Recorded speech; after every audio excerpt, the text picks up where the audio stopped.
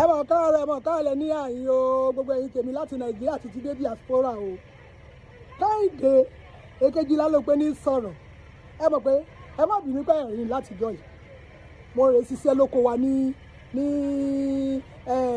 kí náà porúkọ ẹ̀ ní Ìbàdàn mo rè ṣiṣẹ́ oko àṣẹ̀ṣẹ̀ dé ni gbogbo títí ń jàràn ìrànyìn lórí intercourse yìí àbí kí náà porúkọ ẹ̀ ní intercourse mo ní wọn bá yín ẹ má mọ̀ bínú o Káyìndé ti bẹ̀ wọ́n fún ti Wasiu Ayinde ó ní ẹ má bínú èmi èkejì rẹ̀ náà sì ti wá bá yín mo wá bá bẹ̀bẹ̀ báyìí torí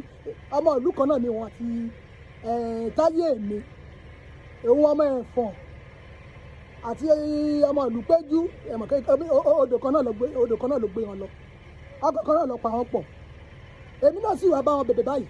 ẹ dákun o gbogbo àwọn yẹn àfi tán àfi tó sa àfi àwọn tí ìṣiṣẹ́ níbi kàlù tí ń fò níbi kàlù tí ń fò ní Air Force ní Abuja nígbà tí ìṣiṣẹ́ ń bẹ̀ wọ́n pè ní minika of Africa. What are you saying? What are you saying? What is he saying?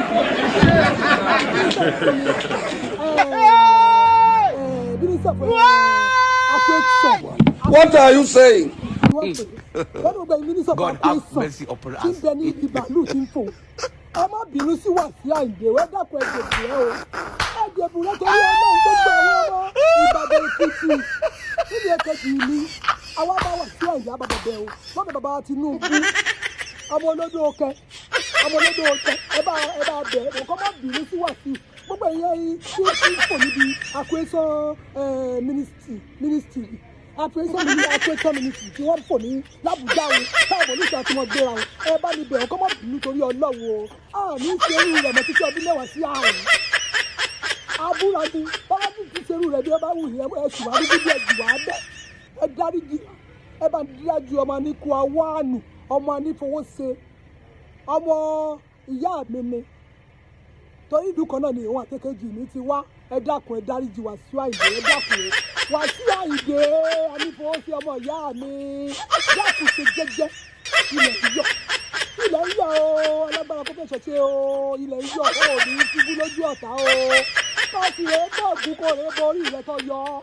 kí òjò kú kí òkú rẹ̀ borí rẹ̀ kò sì ṣe jẹ́jẹ́ Wasiu Ayinde mọ́ bẹ́ẹ̀ ọ́ ní o kọ́ dákun o ṣe jẹ́jẹ́ gbogbo èèyàn mọ́ bínú o ẹ bá ń dájú Wasiu o gbogbo èyí ní sọ̀kọ̀ akutétọ̀ ní báyìí ìbàlú ti fò ẹ dákun ẹ má bínú ẹ dárúkọ ẹjẹ ìbúrẹ́ torí Ọlọ́run àwọn òkú ìjọba Ọlọ́run ò ní bá ti ní náà ṣe ẹ̀ ní dààmú o.